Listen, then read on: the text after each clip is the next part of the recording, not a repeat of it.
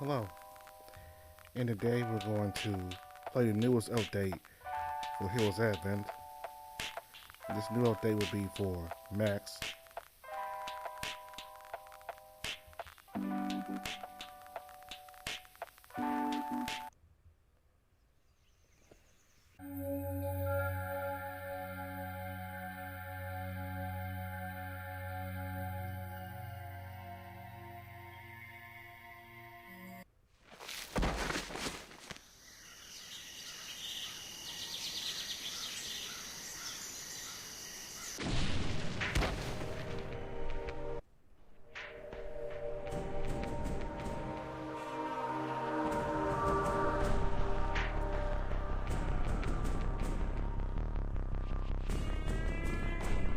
Magnus Wealth, Maxwell Group, have only just sent their team. We departed from the Akai as soon as we heard the explosion sound, so the golden crystal would fall. So the golden crystal's fall was heard that pour out. What kind of well the Akai? Do you manage to get results? We have, Master Allen. I brought all the data required to repair the GC. Better than that. I'm afraid it has come to naught. What do you mean? The saboteurs attacked us for that. The laboratory has been ransacked and set ablaze. The towers are under fire? So that's why the guards can't communicate with the guild. Indeed. We could not communicate with the outpost to warn you, nor contact our field agents in this vital moment. What are we to do? Delay my adventures. I apologize for having to ask you this, but I require you all to help in the evacuation efforts. Max marched forward, saluting diligently toward Elric. Maxwell, Silverbang. Maxwell, Silverbang, is that your command, sir? Maxwell, head out into the city and help with the evacuation efforts. If the injured or trapped, make sure they are brought back safely. Lieutenant. Yes, sir. Alexander. Yes, sir. I understand this might already be your intent, but you are to head down to the labs and salvage whatever weapons and technology we may require once we're evacuated. Silk Crystal Coast Fall, the Akai may well be the last bastion on this entire continent we can seek refuge at. Even so, we cannot give up our resistance here. Yes, sir. Yes, Uncle. Gordy. With the high impulse of what you believe would help keep him fed. Yes, an army marches on his stomach, sir, Bell said. With that, you need to hurry. The remaining assistant is struggling in there on his own. The remaining? One of them gone missing? I believe so. Your captain reported one person MIA earlier this morning.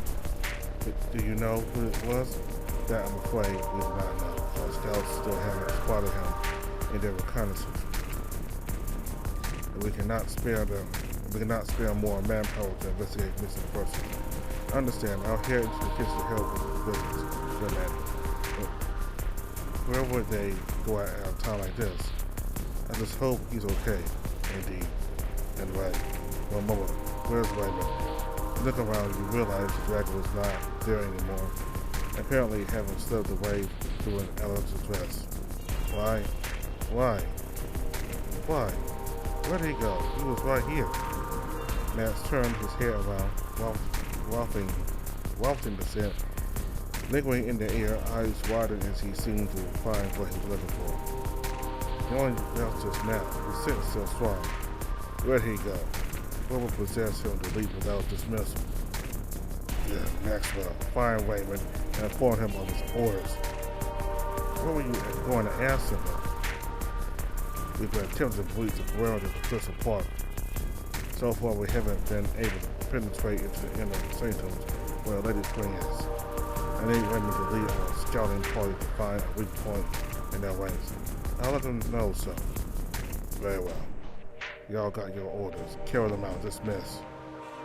Barely taking a moment to pause, Alaric turned away from you to address another group of mercenaries in need of instructions. You're the man. We have our orders. Let's move out.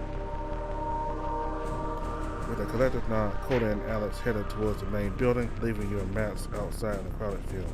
Alex's voice was still booming from the other side of the platform, barely standing out above them despite the despair that filled the air. The pain groans, desperate cries filled in the potential silence to process the tumultuous situation you've collectively been caught in. It suddenly made you feel small, as small as the pebbles underfoot. All of the citizenry compacted into the small field, you felt like a grain of sand just waiting to pass through the hourglass. Dancing without notice alongside the many other lives forever altered all around you. The very thought weighed heavily on your shoulders, like an atlas holding up the sky and crashing down upon the land. Clutching your fist, you squared your shoulders. You knew all along this was what expected. You knew all along this was what was expected of you. It was time to own up to it. You shook your head free of the imagery, pulling yourself together just enough to find your voice. Let's get going then, Alex. Let's get going, Max. We need to catch up to rain. You took the first confident steps down the path back to where it meets the main road. You didn't get very far when you noticed Max wasn't following. In fact, he hadn't moved from the spot since Alex had given you orders. Max. He didn't respond nor react. In fact, he didn't seem to be all there at all. At first, you surmised he might just be upset at Ray's insubordination, mulling over what to do with the dragon while tempering his own anger. But the far off, glassy look in his eyes told you otherwise. An almost soulless gaze that stared past you. He reached out for his hand, finding it cold and clamoring to the touch. Was he going through a crisis too? Max! Max! You shook his hand slightly as a little panic setting in from a natural temperature. Was this something ice attuned could go through? What could you do to help bring him back to his senses?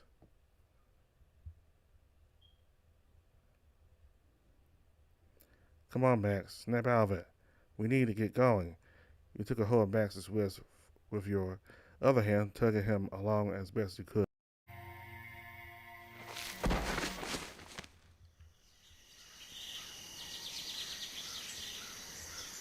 Your eyes snapped open, quickly realizing it had all been a dream.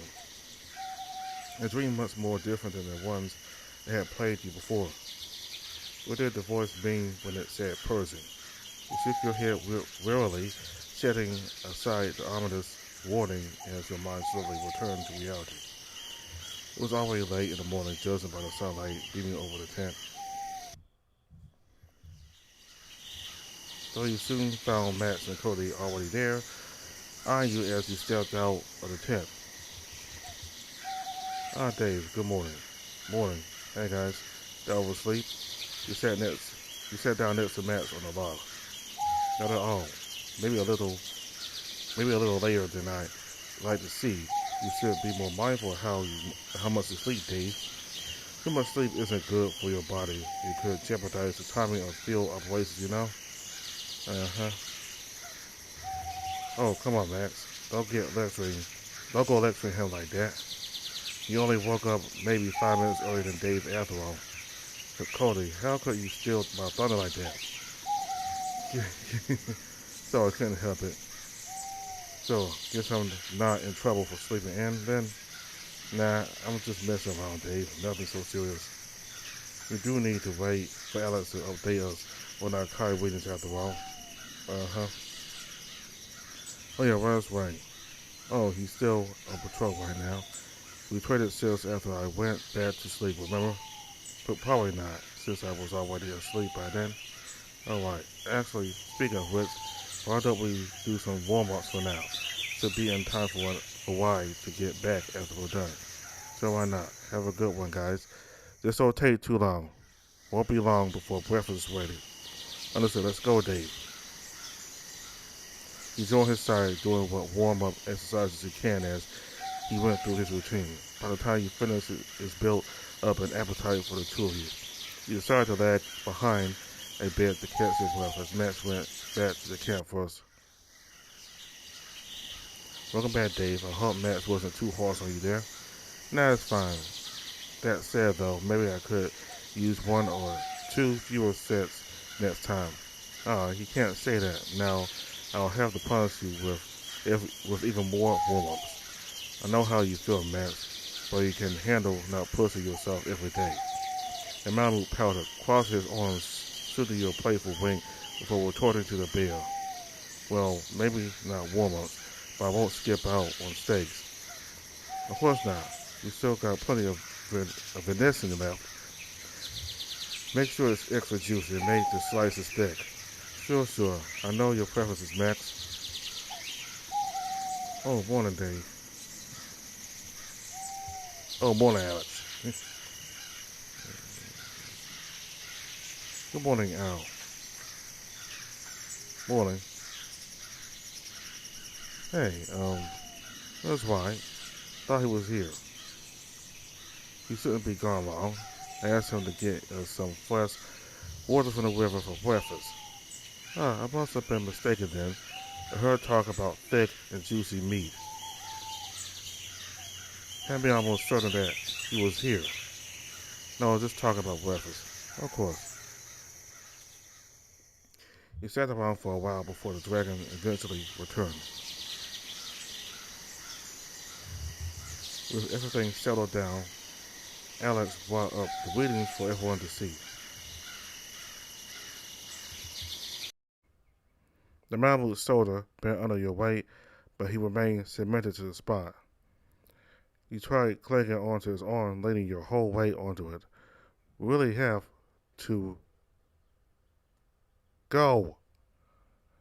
As you jumped up, having your whole weight dropped to him, the Malamute teetered about like a mannequin for a few seconds before tensing up to hold both of you from falling. Huh, Dave? Go? You need to use the lantern or something. He let down, blinking confusedly at you, setting you down gently for you to let go.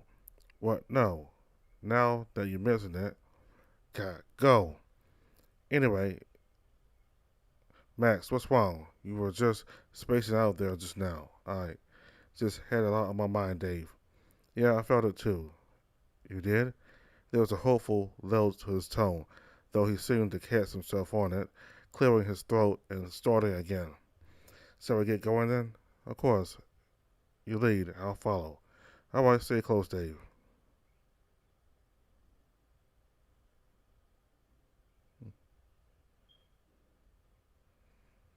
As you left the encampment, the agitated rabble faded into the distance. The moment you hit the streets of Crystal Coast again, the first thing to catch your eyes is the amount of vandalism everywhere. The once tidy street, the once tidy road, now littered with shattered window panes, splintered wooden panels, and cracked stone bricks. There was some detritus, detritus mixed in, likely supplies people tried to escape with, getting dropped or torn when they were possibly attacked. Every wall was lined with scuff marks of some kind. They looked like the marking you might have seen in the woods just yesterday, made by wild animals. Are all nether beasts creatures infested with corruption? It seems that way. Every nether infected creature we face or receive reports on has been animals corrupted by nether exposure. The only people who we've seen nether infected are survivors from scouting missions. We've never had to fight an actual nether infected person, but given what the beast can do, I don't want to imagine an actual soldier. Judging by the amount of destruction as well as how seemingly organized the damage was, there seemed more to it.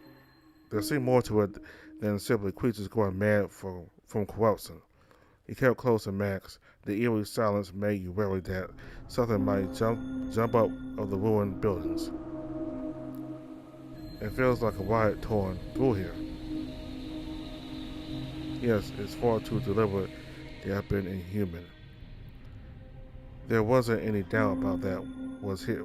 There wasn't any doubt about that was there. No, not that it's. The Malamute thought better of what he was about to say, instead focusing back on following what he said. This stench of corruption and blood is muddying while it's sent. Do you still have it? Yes, but it's getting faint. If things keep up like this, we might have to focus our attention on the townsfolk instead. Is there no other way to regain the scent? Not like this, unless we, unless he stopped somewhere long enough for it to stand out. You stop for a moment, hand over your pocket, feeling the weight of the communicator. How good is your hearing? Max pointed out, giving you his undivided attention for a moment. Not as great as my scent tracking, but still decent. Why do you ask? You pulled out the communicator, holding it up for Max to see. What if we called him? Will you be able to hear his communicator ring? Max tilted his head, still unsure what you were getting at. The communicator's notifier sound isn't that loud. It's still worth a shot, isn't it? You decided to open up the communication channel, switching it towards Wade's frequency present preset. The two of you perk your ears up, attempting to catch any distinguishing sounds amidst the static. Most of the distant noises were still too distracting for you, but the look of bewilderment on Max's face told you that he heard something. Did you hear? He held his hand over your muzzle as he continued to listen, pointing towards one side of the road. I think I heard something down this way. Keep calling him. Don't let the sound go out. You nodded, keeping the communicator close to your ear as you kept pace with Max. The two of you soon racing down whatever available path you could find. Every time the communicator fell silent, you call again, putting you both back on track. I think I can pick up on his scent again. He's not far from here. Max took a sharp left turn at the end of the alleyway. You pivoted to follow, just in time to see the the white ball of fur running toward the red-scaled man in the distance. Why? The dragon froze in his tracks, turning to face both of you. You were too far to tell, but it almost looked like he was upset you were there. Why? You finally caught up to Max, looking up at the dragon perched atop a pile of debris, already turning away to keep running. Why? Wait, where are you going? He turned his body in your direction, his head facing elsewhere. Why? You have to come with us. Master Alaric has given us our orders. The dragon's snout pulled back in an angry snarl. You could almost swear his mouth was growling. I'm not going back, Mott. We can't be running off on our own like this. But I need to. Master Alaric has a task only you can find. Well, only you can do. We need you to come back with us to find a way into the epicenter of the crystal. Max, with your speed we could. Max, shut up and listen, will you? You both winced. You hadn't heard Ray raise his voice this harshly since the last argument between him and Max. Tristan's out there, somewhere without his big brother. You saw how much everything's gone to shit. He might not make it without me. Tristan? He wasn't already at the guild? I didn't see him. I have to see if he's still at home. Then we'll go with you. We'll be safer in numbers. No. No, you don't have to, Max. Right, what's gotten into you? What do you mean you don't want our help? The dragon looked over his shoulder down the blocked off path beyond the collapsed building. He seemed to try coming up with a reason, though only succeeded at stammering and faltering over and over. Max, on the other hand, waited patiently across his arms, expectantly for the dragon to finally give his reason. Even though he just effectively gone AWOL a moment ago, Ray's never given you a reason to not trust him before. Ray, listen, we just want to help. What's making you act like this? He seemed to have calmed down, just enough to ruminate over what he wanted to say. I can't say, but why not? I just can't. If I said it, you wouldn't agree to help me. Why? Be reasonable. We want to help you, but you need to tell us what's going on. Max, I cannot. Not now, especially when I know you won't like what I'm going to say. What do you mean by that? We're way in over our heads, man. This is too much for you, for me, any of us. I just can't keep losing things like this. You already lost your brother. I don't want the same for me. Why don't? Max leaped onto the crumbled debris, trying to reach Ray. Though the dragon didn't stand for it, Taking a deep breath, he expelled a gout of flame, setting the rubble ablaze in a large pyre. It caught Max off guard, jumping back to the ground with a deft landing. You both watched helplessly as the dragon disappeared over the hill, beyond your reach. Why? You could sense Max beginning to conjure his ice magic and attempted to put out the fire. You took him by the arm, forcing the cold air to dissipate as the Malamute looked down to you in desperation. Dave, you shook your head, pointing down an adjacent alley. Let's leave him be. Maybe he's just as overwhelmed as we are. But we can't just. I know, it sucks that he ran off on his own like that, but I don't think either of us could convince him to go back right now. Maybe he'll come back on his own once he finds his brother. In the meantime, we can do more good helping out the rest of the mercs and people evacuate to the camp. Max took another look back up the tall pyre, forlorn and defeated. He gave you a taciturn nod. He took you by the hand and guided you deeper into the city, where the agonized cries became stronger. He left behind the burning rubble, pressing onward into the inner city through the market district. The cracked crystal from high above cast a lumbering shadow over you. The closer you got to Visram Park, the heavier its weight seemed to press down on you. Looking away from the sky did little to mitigate that feeling. Many of the buildings here were not only damaged but entirely destroyed. Entire blocks demolished into similar mountains of stone and wood, creating a landscape of urban desolation. The petty vandalism you saw from the outskirts was just a taste of the destruction found here. Max's scowl and furrowed brows only deepened the further along you went. You saw it inwardly. There was that indecipherable look on his face again. You reached up for his hand, causing a pause and a stutter in his step. Where's it, Dave? His tone was authoritative, awaiting for you to report what he had seen. You weren't sure what stung more, Ray's obstinate rebuke of your help to offer, or the ever-growing environment of despair the city had become. You were deliberating on what to say, when his ears pricked up again, first picking up on the sound, then soon after the scent of something. Fresh blood. They were injured ahead. Your hand instinctively went to your sword, only for Max to stay your hand upon the hilt. Not yet. Wait until we can see the threat. Your weapon will only weigh you down unsheathed. Right. Max led you down a series of streets until stopping you sort of a narrow road. The violent cries of animals or crumbling stone and the hushed screams of terror grew stronger as you closed the distance. The two of you stayed close to the wall, Max peering around the corner to assess the situation. What do you see? There are four nether beasts striking at a stone barrier. Someone must have erected it as a last line of defense. Dave, do you think you can attune to me? Yes, what's the plan? As soon as you're ready, I need you to aim to your left and fire off a blast of ice. And what if it misses? Not ideal, but either way, we need to put some distance between those monsters and the people holed up inside. You were not entirely sure what Max was planning, but you complied, focusing on him, attuning to his icy personality. Alright, I'm ready. Alright, follow my lead. Max dashed out from behind the building, following suit.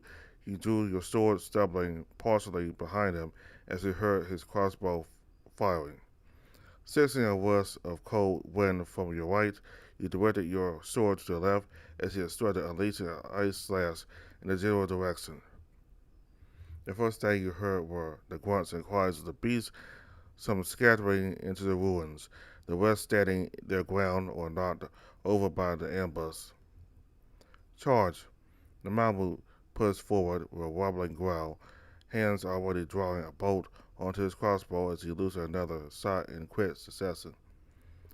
Your war cry wasn't as intimidating, yet you still brandished your sword with just as much gusto.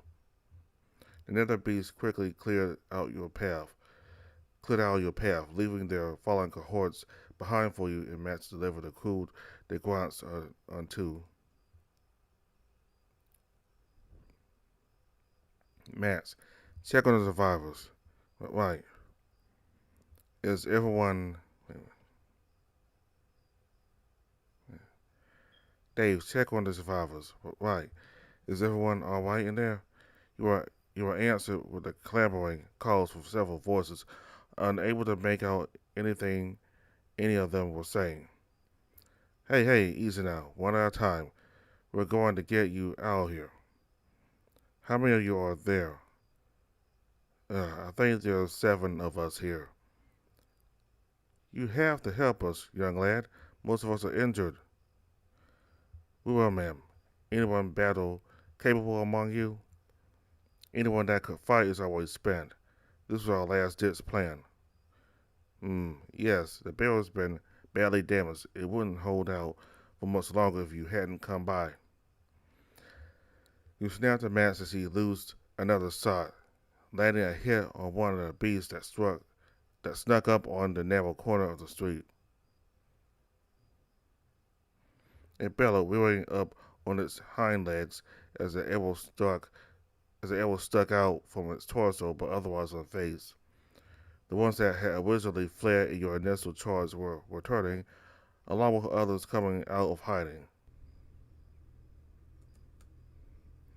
The original 8 you'd seen now doubling to 16, with more lurking around the rubbles, easily outnumbering you and the survivors. They're back? Said, there's too many of them. We can't risk fighting them all without putting the civilians in danger. Listen up. My partner and I will clear a path for everyone. Head to the opposite end of the street on our signal. Wait. Some of us have injuries on our leg. We can't run that well. How are we supposed to keep up? Max let loose a low growl, a cold contempt brewing deep in his throat. I understand. So here's what we'll do. Anyone that's still able-bodied, help carry the injured to safety. I'll escort you directly. Everyone else, my compatriot will protect you from behind. Understood? The group didn't respond directly, instead began murmuring among themselves. You were concerned at first, though soon enough you heard them shuffling about, seemingly organizing themselves. Max seemed satisfied with the compliance, nodding for you to join his side. Dave, with me. You nodded, joining his side with a blade in hand. The nether beast approached you cautiously, appraising you with dead black eyes. Staring through it, you stuttered. It hadn't the inquisitive curiosity of a wild contempt or wild animal. Instead, you sensed judgment, contempt, something almost human behind those crystal-infested eyes. The way they approached was just as chilling, arranging themselves in gridlock to prevent your escape. You felt a stone in the pit of your stomach, beginning to feel overwhelmed until the warm, heavy weight of Max's hand landed on your shoulder. You looked at him, the faraway gaze replaced with confidence that you can't help but blush at. Max, here's the plan, Dave. I'll push ahead and clear a path. You focus on keeping them as far away from the civilians as possible. You don't need to kill, just keep the way clear, got it? You can count on me, Max. Good, on my mark. Now! Once again, Max sprung from his spot, launching himself forward. The beast reacted with rapid cries, attempting to bar his path, only to be met with a blast of ice from explosive icicles scattering them again. Skating across the freshly frosted floor, he signaled to you to bring the civilians over. Go, go, go! Move it, everyone! You conveyed the signal to the civilians inside the bunker. There was a moment of hesitation before the door to the bunker crumbles back to dust. The first to stumble out of the bunker is a jackal carrying a small child in his arms, doing his best to run after Max. One of the beasts made a break for him, stopped short just as quickly by a crossbow bolt to the chest, courtesy of Max. The next pair was a coyote with a raven draped over his back. His movement was a lot more stilted, an obvious scrape in his leg. though he were in much better shape than the mangled legs of the raven on his back, seemingly unconscious at the moment. This time, two corrupted Boraxes blocked his path. He decided to rush ahead of the pair, as Max was still preoccupied with the first pair, unable to offer support. Get back! The Coyote fumbled, reeling back a few steps as he realized that command was directed towards him. He covered Max's movements to thrust an ice spear towards them just narrowly, missing the civilian as the beast got blown away through force. But by the gods, they almost got me. Are you hurt? I'm okay, I'm okay. Coyote shook himself out of the stupor, thrusting through the ice he just made, skidding his way across towards Max. What are you waiting for, people? Stop dilly-dallying. I can't keep my eye on every single one of you. Go! We're going.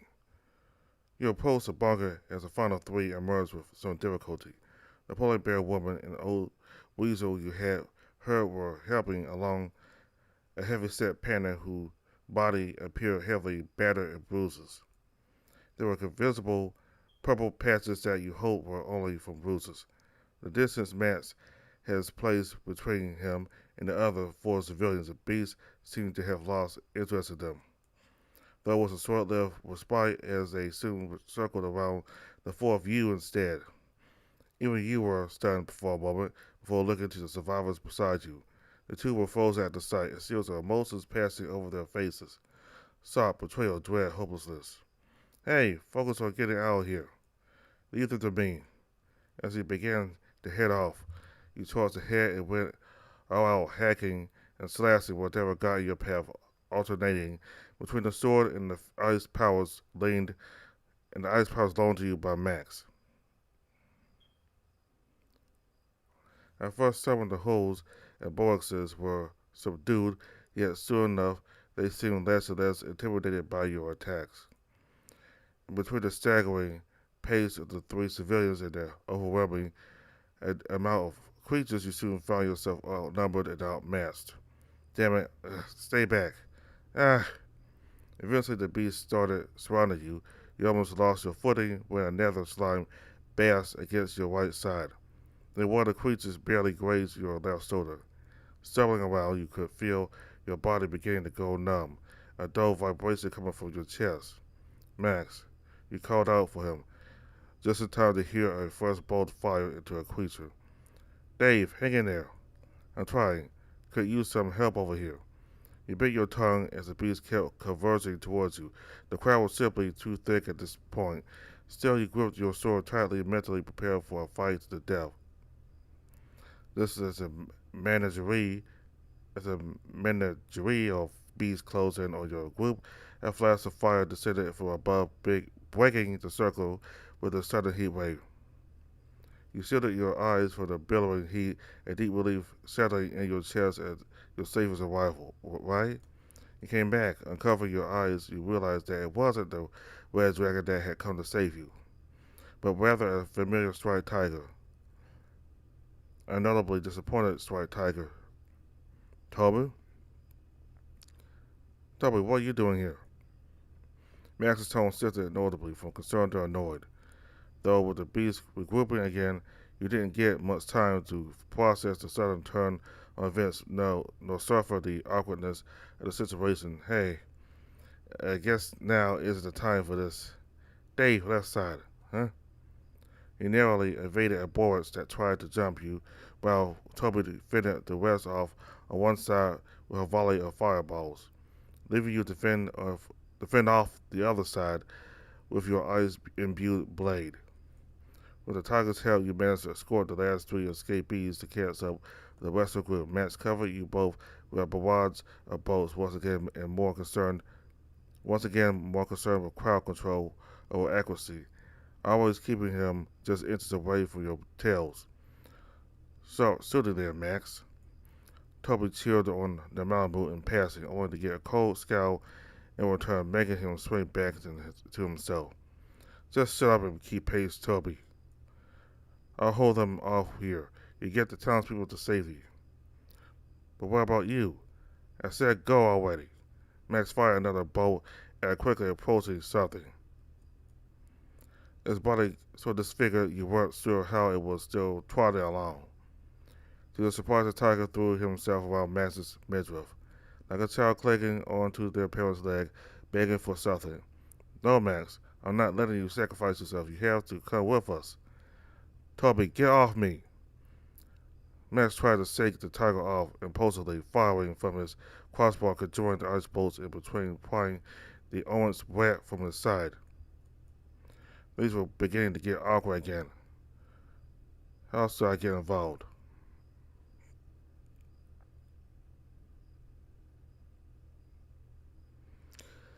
He watched as Toby clung to Max, pleading for him to escape with you both, earning him even more irritating remarks from the Malamute. Out of the corner of your eye, you notice something moving, just barely out of sight. Max's arm quivered, seemingly tired from the prolonged combat, especially now being held in one hand as the other tried to pry the tiger off of him. Without a word, you reached up, holding his shaking arm, immediately feeling its weight fall onto you. Max turned around to see you, almost surprised to realize how tired he was to have dropped this dance so easily. Dave, what are you?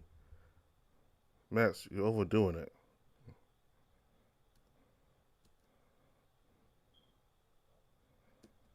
I don't. He's right, you know. Come on, save your energy and let's get out of here. Max swallowed hard, looking between you, Toby, the survivors, and the waves of monsters rapidly closing in. Alright, a full retreat it is. Heh, now that's what I'm talking about. Toby slithered off of Max with a satisfied grin, running ahead to guide the survivors out. He almost missed it, but there was a faint yet relieved smile on Max's face before it fell back into his stoic professionalism. Dave's Toby. On three, field fire. Ready? The tiger easily slipped into position again, from a goofy love-struck teenager to a practiced, disciplined fighter. Ready? Turning back to the line of foes, converging on your position, you poise your sword, channeling your borrowed elemental power into it. Ready? Three. You nearly fumbled from the misdirection, but you managed to follow through just ahead of Toby. On fire, ice, and ensuing fog created just enough of a distraction for you to make a break from combat. With, with Max taking the lead, you and Toby brought up the rear, making sure no one else fell behind, as you put as much distance as you could between yourselves and the beast. Your escape was less than ideal. With your escape was less than ideal. What with your pace set by the injured in your party. You only managed to get so far before needing to clear enough of a safe perimeter for the survivors to escape. Max eventually brought up the rear, his crossbow bolts entirely spent, relying solely on his magic on any chance it managed to recharge. You cut down the ones that attempted to ambush you upon the intersections or ruins on the streets. Toby helped keeping them in line with his range fire attacks. The dark pursuit went on for a while, so long that you didn't even realize the moment they began to thin out and eventually disappear entirely. Getting a chance to catch your collective breaths, you seem to recognize the general area, the mines barely visible in the distance. Did we lose them? I think so. They diverted to the other side of the eastern crossroads. And Toby, where were you? Were you tailing us this whole time? Well, not the whole time, no. Just when I saw the fire Raymond set to those buildings. He sure caused quite the ruckus. Yeah, well, was pretty hard to miss. Either way, I thought you could use a backup. Why didn't you just join us in the fray from the start? Why did you wait until the last second? After we talked last time, I didn't just want to show up without your permission. Max opened his mouth to protest, stopping himself short of a reprimand. Max seemed to be at a lack of words as he was out of breath, only staring at the tiger, panting heavily from his injuries. You think you might know what it was that Max was wanting to say. You looked to the tiger, who seemed to be facing a similar predicament, unsure how to put his thoughts into words. Toby, huh?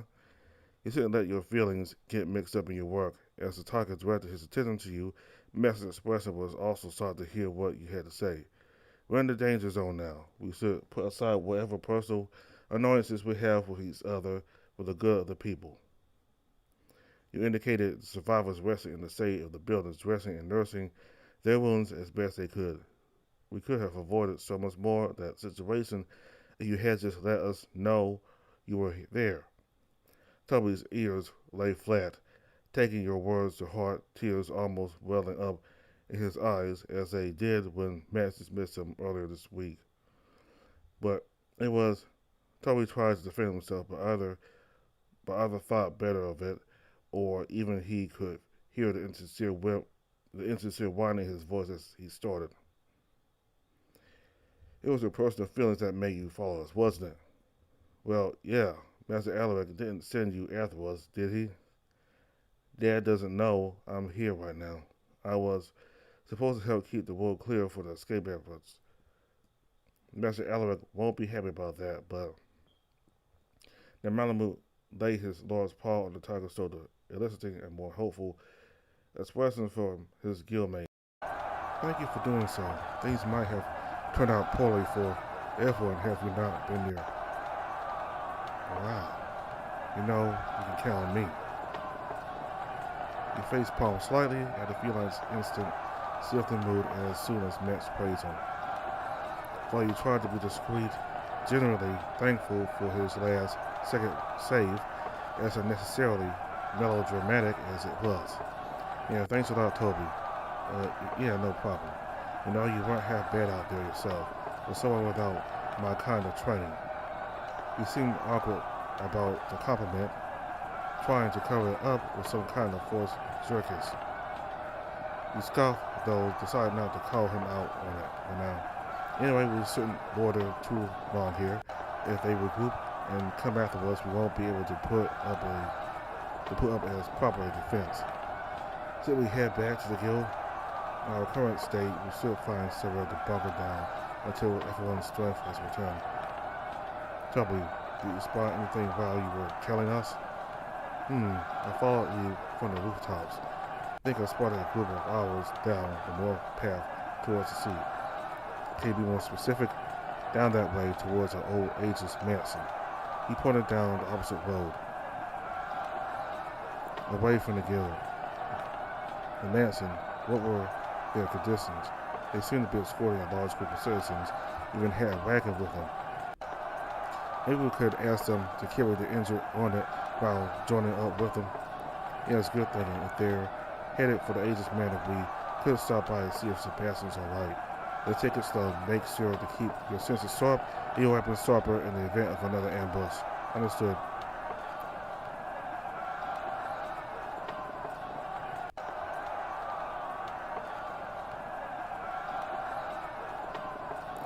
At Max's instruction, every non-combatant was to hug the outer walls to stay safe in the event of another ambush. If the beasts were coming from the heart of the city, then keeping fire for you on the outside would greatly lessen the risk of getting gained up upon.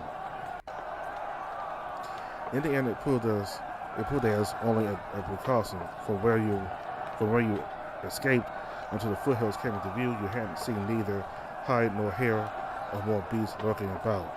Look, there's the Aegis residence. We shouldn't be long for the Manor headquarters from here. Wait, is that a carriage? You point out the vehicle stationed just outside what would be considered the Manor's property. It bore similarity to the one you and Max had taken to Akai, only reinforced with several metal bands, most of which were snapped and shattered along with the splintered wood. Mangled and still attached to its yoke was what remained of a hope trapped and massacred by another beast, no doubt. Damn it. Did they get this far already? Was this the caravan you saw, Toby? Attacker took the time to examine the wreckage cautiously. Yeah, same one. If they were headed in this direction, they must have been ambushed as well. You looked down at the wreckage as well, a bit unsettled to your stomach, but distracted by something you couldn't quite place. You raised your gaze to look at the manor itself, its garden still immaculate, and the building itself devoid of any of the markings of destruction you had seen before. Why was it still in such pristine condition? Shit. Max, Dave, look alive. We've got hostiles at 9 o'clock. Crap, I don't like the sound of that. Sure enough, as you had suspected, from within the closest building and even behind the carriage, more nether beasts emerged, alerted to your presence. Good grief, they just don't know when to give up. Pulling to the front, you fell into formation at massive destruction, planning to create a concentrated blow to the center of their forces and make a break of the Aegis mines. Your masters, I would ask that you stand down. A voice was projected from the direction of the Manor, echoing like an intercom, only far less tiny. Sebastian, allow me to put these ruffians in their place. I simply cannot allow them to bring harm to Master Alex's home. Please stand clear of the line of fire, thank you. You held your ground after the announcement, essentially sitting ducks as the creatures stalked towards you, a heavy dose of hesitation in their steps, anticipating something. At that moment, their anticipation paid off. Rumbling beneath the ground rose in intensity as several constructs erupted from the soil. On the surface, they looked like ostentatious sculptures matching the sophisticated manner behind them, their heads decorated with crystal-studded tiaras. From within the statues, loud clicks and wobbling could be heard, revealing there were more functional than decorative. At the mere sound of mechanical unwinding, several of the beasts turned tail and returned to their hiding spots. Only a few turned their attention towards the statues, spreading into a dash to destroy them. Each piece of the statue parted, moving into place, reconstructed itself into the familiar shape of a crossbow, albeit with peculiar modifications, where the crank and drawstring would be were a cold steel and copper cylinder. The whirring grew louder, and as the coil generated power, the sounds growing violent until it began to cackle. Whoa! In the blink of an eye, one of the statues turned turret, launched a barrage of nail, then projectiles into the nether hole, dismembering it into fleshy tatters. As the beast released a guttural cry, garbled as the dissolving form, boiling and reduced to slugs where the projectiles had pierced through.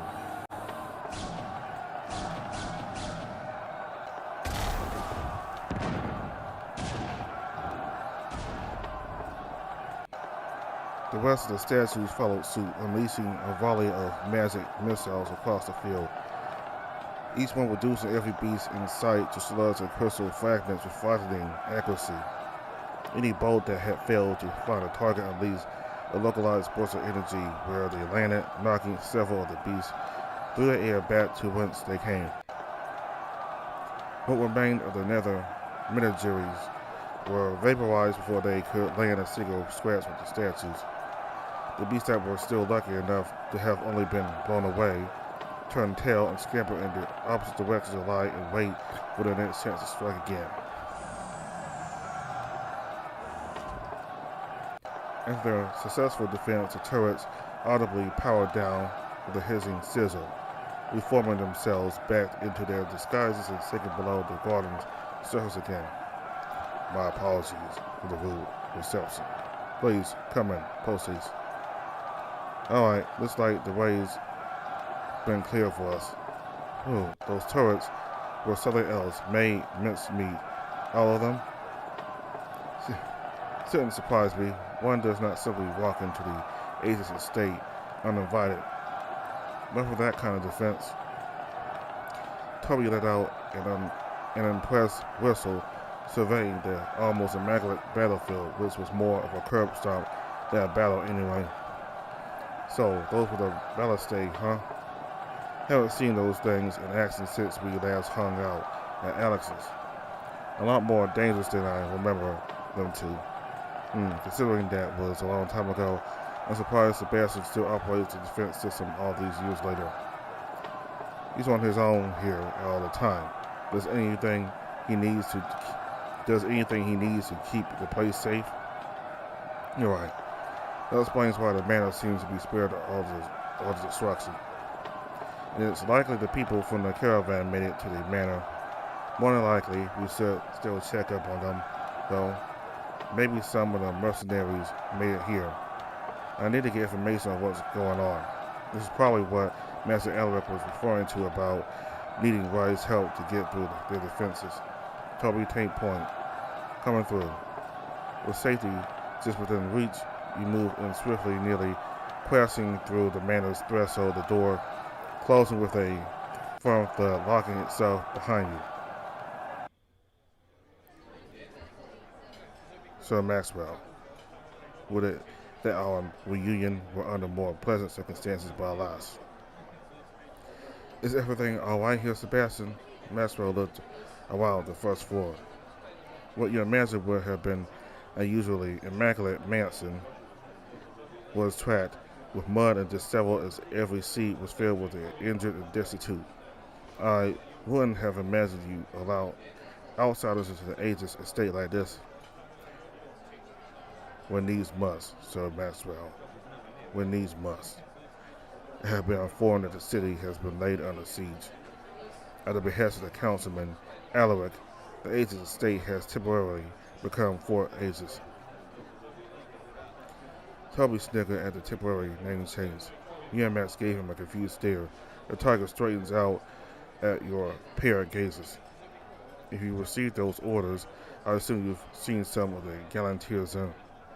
Yes, they have currently set up a war room in a dining hall if you'd like to speak to them. All right, I'll see how things are looking here. Sir, would it not be prudent to treat your injuries first? Don't worry, Sebastian, I know my limits. If I start to feel unwell, I will ask for assistance. Know your limits, huh? You two make sure our latest group gets medical attention, and the same goes for both of you. I'll wait here once I'm done. Got it. The guest bedrooms have been established in the improvised infirmary. Since Maxwell insisted that you both receive medical attention, I could lead you there if you were so kind to follow. Well, I'm doing quite alright. You can go up there if you need to, Dave. I'll come get you when Max gets back. You consider following Sebastian, given the overwhelming soreness in your body, though you ultimately decide against it. I think I'll be fine. Suit yourself. Still need help leading the folks there, Seb? That won't be needed. It would put me at ease to have you both stationed here in the meantime. Yeah, we'll stay here for now. You can go on ahead. Very well, as you wish. You sure you're fine, Toby? Worried for me? Nah, yeah, I mean it. It's you guys who took the brunt of the attack. I'm good. Just need to take a quick cat nap, and I'll be good to go. He complimented that statement by throwing himself freely on one of the cushy couches near the doorway. Right. He snagged a wooden chair from a nearby desk, settling close to Toby, looking over the living room area of the house.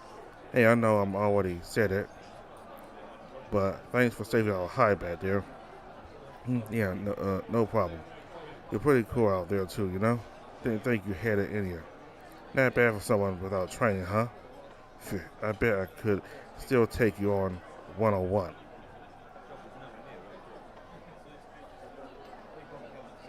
Oh, hey Max, what's the stitch? Everyone's holding down the fort until some of ours get back. So what's the plan?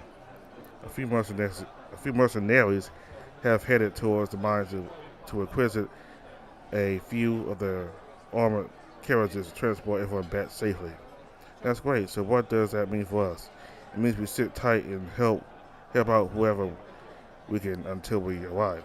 Yeah, sounds like my kind of plan. Toby stretched his arms and back out, fully slopping into the cushions. Toby, come on. Get up. We need to. I believe Sir Slacker here has a point, Maxwell. You've done your part. Now allow others to do theirs. Excuse me? A familiar coyote from your group approached Sebastian from the hallway. A few hours are asking for you at the infirmary. I'll be on my way then. Alright, thank you. Come on, Max. Pull up a chair. Kick up your feet and relax. The target patted the seat next to him, inviting the canine to join him. Max moved towards Toby, much to Target's delight, until he leaned against one of the decorative pillars near to the door. Come on, Max. Toby resumed his petulant behavior, pulling on Max's arm to join him on the couch. Now without the stress of the battlefield, the Malibu only seemed annoyed, but not reluctant to the target's pleading. He's obviously still stressed. Maybe you should do something to liven him up.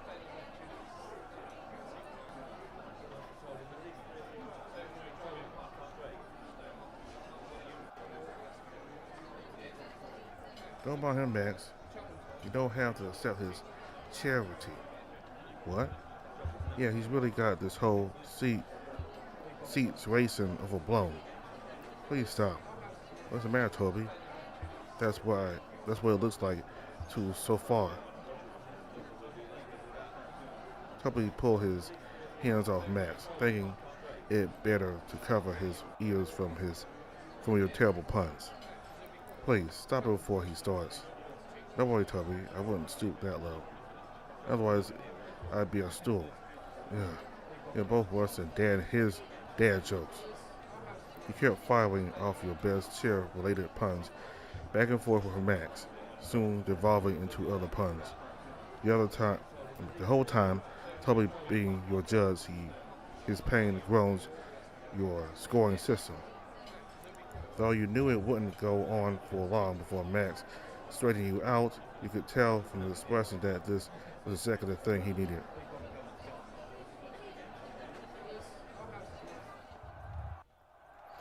Before long, the carriage arrived. They went sturdier with all the bulky armored plates, though clearly designed for transporting cargo than people.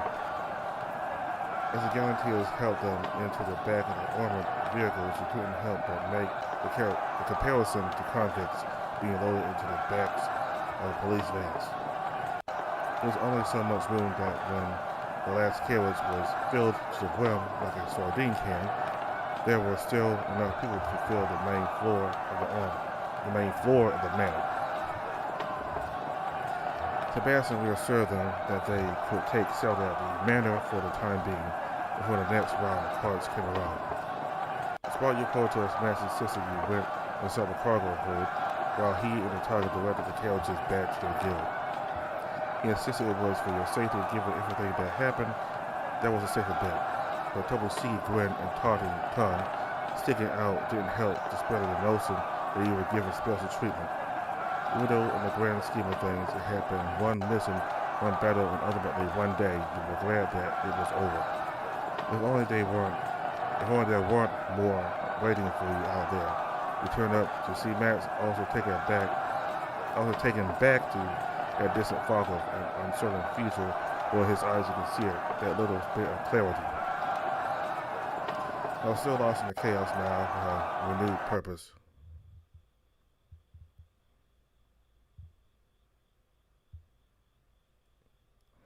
When the wiring of the motors quelled, you felt the whole of the cart settle on the ground with a soft thud. The doors opened and you were left out of the stuffy metal crate. You managed to return to the guild in one piece.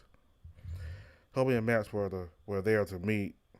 Toby and Max were there to greet you when you managed to pull free of the small crowd. Had a fun ride?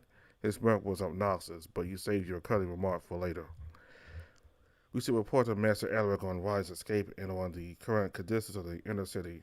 Hey Max, if you're going to see Guild Master Alaric, could you explain the situation for me? We're not actually going to meet up with Master Alaric. Oh, come on, Toby. Alright, yeah, I'll let my father know what happened. I will report everything to him. Thanks, Toby. You have improved after all. Well, yeah, you bet I have. I'm a lot more mature now. Better not ruin it. Right. Let's go regroup with the others, Dave. Right. You get to go. You get to. You get to it too, Toby. No more reckless heroism. Shit, that's my line. You better stay safe. Walking back up the pathway towards Alec's stage, you notice someone already there. That familiar red dragon, talking to Alec up on the stage. So the merchant ships are standing their ground. Seems to be the case, yeah. There's been no sea-based attacks. Some of ours have taken refuge aboard the ships and are circling the coast until things calm down. Aside from that, everyone in the harbor has sworn to help Crystal Coast and her people. Excellent work, Raymond. However, I cannot overlook your insubordination. I'm sorry, sir. I had personal matters that needed my immediate attention.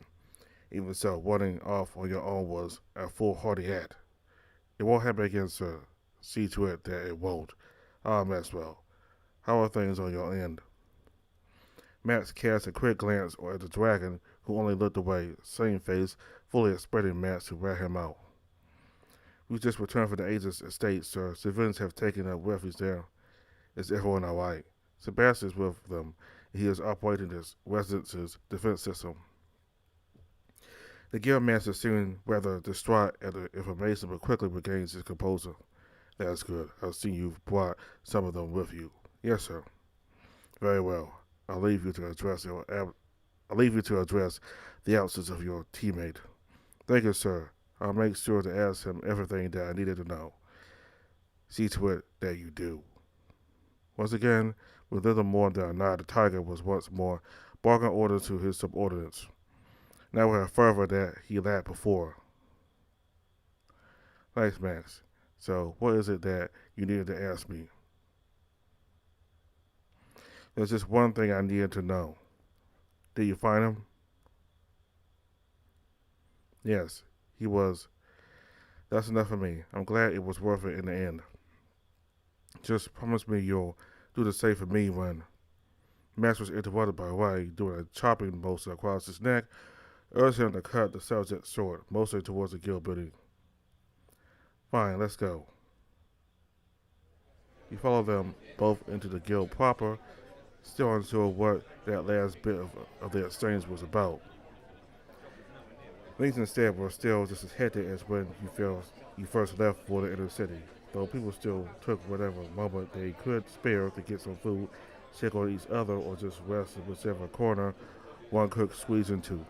The other two were still nowhere to be seen, and Ray quickly was into the crowd, probably finding his brother. Max on the other hand, decided to send you back to your dorm room to wash up.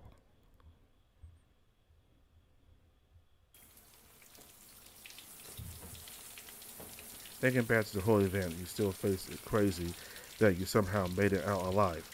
And even more unsettling was how that alone wouldn't be the last trial you'd face. For the side, you decided to cast the thought aside, quickly finishing the cleanup routine before returning to the lobby.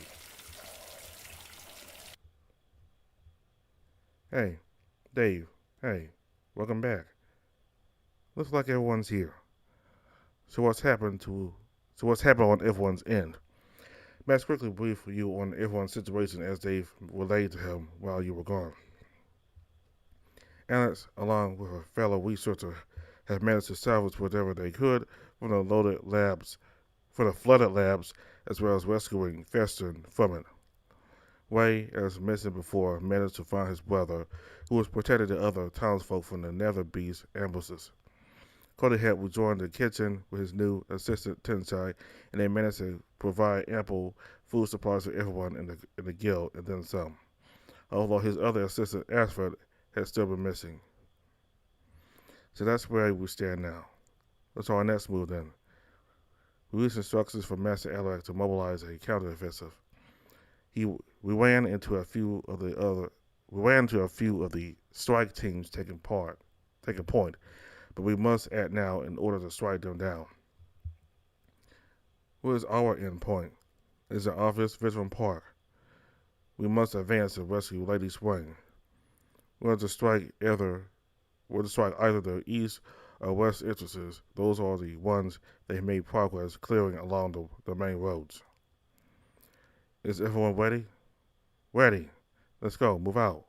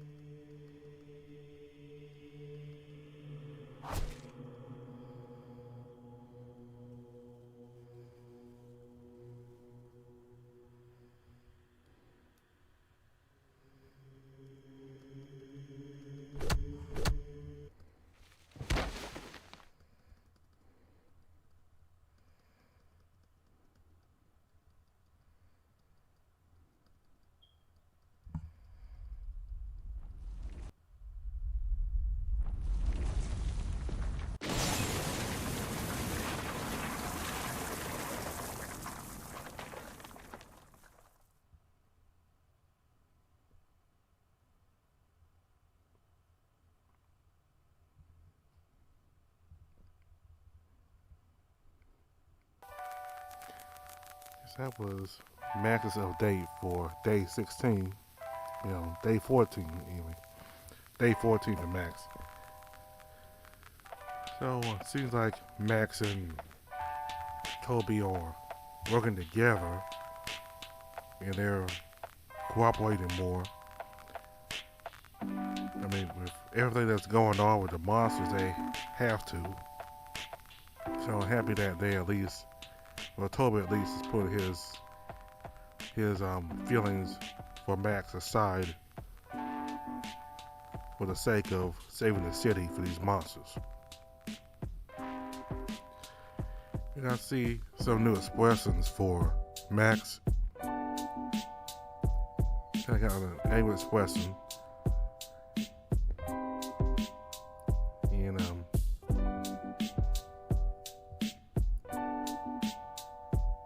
that's about it. That's all I got to say. So thank you all very much for watching. Goodbye.